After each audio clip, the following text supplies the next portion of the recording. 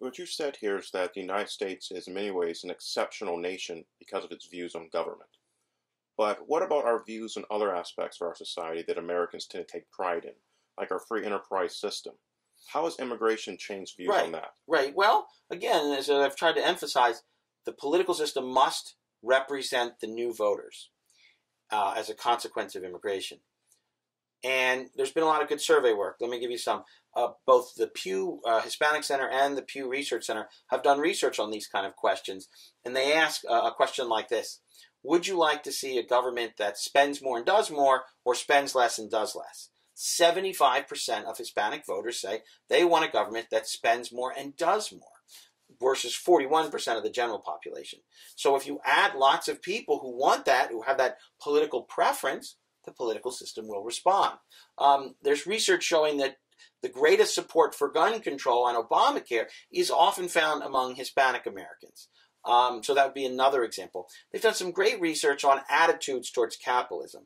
And the group in the United States that they could identify with the most negative view of capitalism, for example, was Hispanic voters. They even had a more negative view of capitalism than did people who said they supported the Occupy Wall Street movement and people who were self-identified liberal Democrats. So again, the political system has to represent that. Now, of course, we don't have to keep letting in this number of immigrants. We don't have to provide amnesty and citizenship to illegal immigrants here, but it looks like many in the Republican Party want to do that. What's interesting is the argument is, look, if we just support amnesty and very high levels of legal immigration, which are already 1 million a year, and then they want to increase that even further, the argument is, well, then we'll get past the immigration issue and we'll be able to reach Hispanics. Although there's no evidence to support that. The evidence is Hispanics, in particular, are voting not because of immigration, but because they like the Democrats' general position on other issues. In the 1986 amnesty, Reagan signed it. George Bush did not increase his share of the Hispanic vote in 1988, even though it was a landslide victory. So there's no evidence it moves those. There's a professor actually out of University of Houston who's done some interesting analysis of the 2006 election and looking at Republicans who took a tough view on illegal immigration, pro-enforcement, and those that didn't, and see how they did in their re-election bids.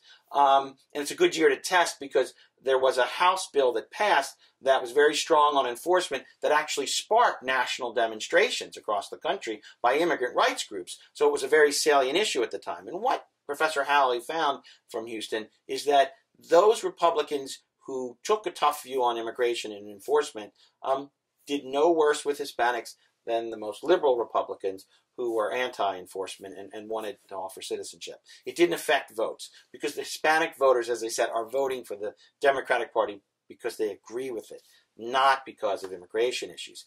If the Republican Party wants to appeal to Hispanic voters, it's clear there are certain things they're going to have to want to do.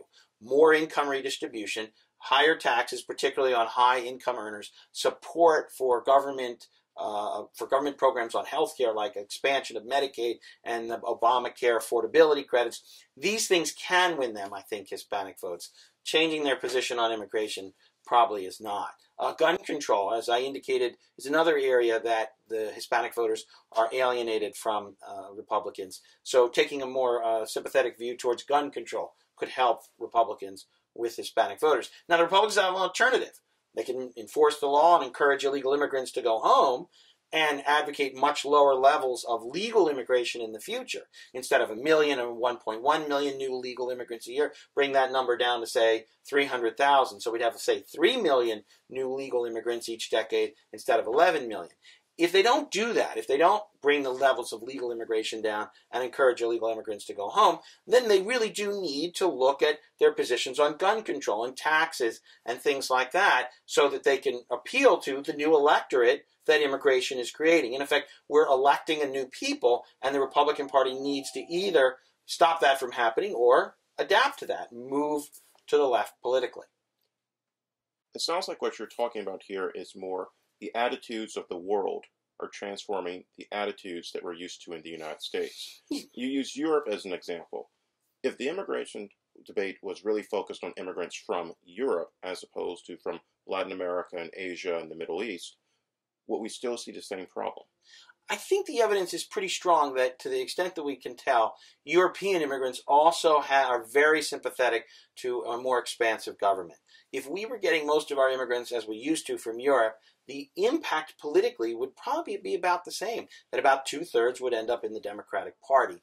And that's not because they're bad people. Just like most people who come to America, they mostly want to work. Yes, welfare use is a problem among immigrants, particularly the non-cash programs. But they're not coming so much for that. The most people want to work, but nonetheless, their political preferences for European immigrants, Asian immigrants, Latin American immigrants, Middle Eastern immigrants just line up better with the Democratic Party, because throughout the world, the idea that the government plays a central role in the economy and a more expansive government is just heard sympathetically. We see that in the kinds of government that Europeans elect with free elections. We see this in Latin America. Most of Latin America has free elections, and the governments that people choose when they have free elections in Latin America is something much closer to a kind of a state-led private enterprise, or a much more interventionist policy. They're not what the typical Republican in the United States would like to see. And so as people come in from other parts of the world, America's electorate and its political preferences is shaped by that, and the political system is going to have to respond. The alternative is to have low legal immigration and to enforce the law and encourage illegal immigrants to go home. But if we don't do that, then the Republican Party needs to now begin to jettison this low tax message, the anti-gun control stuff. It needs to embrace more income redistribution, more federal involvement in healthcare, education. Otherwise, it's going to be more out of sync with the new electorate that immigration is creating.